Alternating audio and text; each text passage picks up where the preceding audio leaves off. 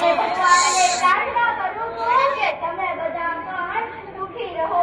મેં આ પત્ર એટલા માટે લખ્યો છે કારણ કે મેં એકદમ સનાટીભર્યા સમાચાર સાંભળ્યા છે.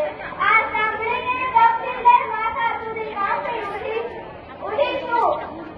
માં તે મને સૌથી વધારે યાદ કરીએ છે. હા, કેમ નહીં? માં તે મને ત્યાંથી ત્યજી ત્યાંથી તે જ મને યાદ કર્યો છે. પ્રાચીન સમયમાં તો દીકરીઓને શુભ માનવામાં આવતું, પરંતુ આજના સમયમાં દીકરીઓને અશુભ માનવામાં આવે છે. અશુભ માનવામાં આવે છે. માં મને પણ થોડી સાંભળ. મને આ દુનિયામાં આવતા પહેલા જ તે દૂર કરી નાખી. એક જન્મ મળવાનો હતો, 84 લાખ અવતાર ભટક્યા પછી તે પણ તે થોડી વારમાં જ છીનવી લીધું.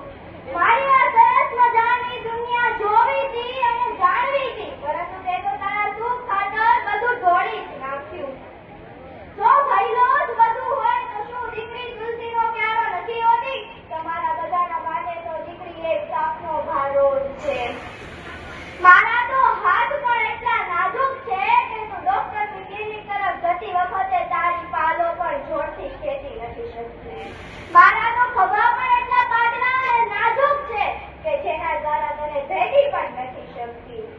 માં, હું કન્યા છું તેની તો તને જાણ થઈ જ ગઈ છે, એટલે જ હું જ માસૂમને જન્મ લેતા અટકાવી રહી છે.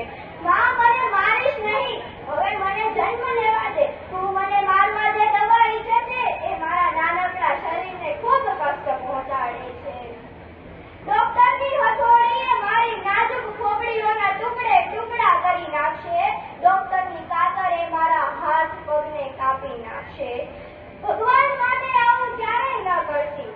મેં આ પત્ર એટલા માટે લખ્યો છે કારણ કે હજુ તો મારો અવાજ પણ નથી નીકળતો.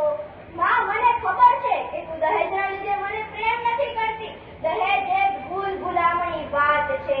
દહેજ એક ભૂલ-ભુલામણી વાત છે. થોડી કોશિશ તું કર, થોડી કોશિશ હું કરીશ. મોટી થઈ મારા પગબળ થઈ જઈશ પછી આ દહેજ કોઈ મોટી વાત નહીં રહે.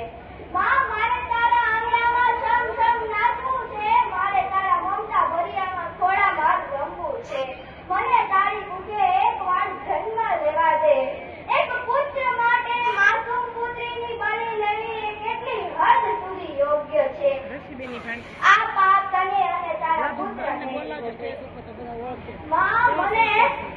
માં, જરાય ચિંતા ન કરતી. દિલ્હીના નાના પડી ગયેલા ઝાંઝર પહેરીને ભાઈના નાના પડી ગયેલા કપડાથી શરીર ઢાંકી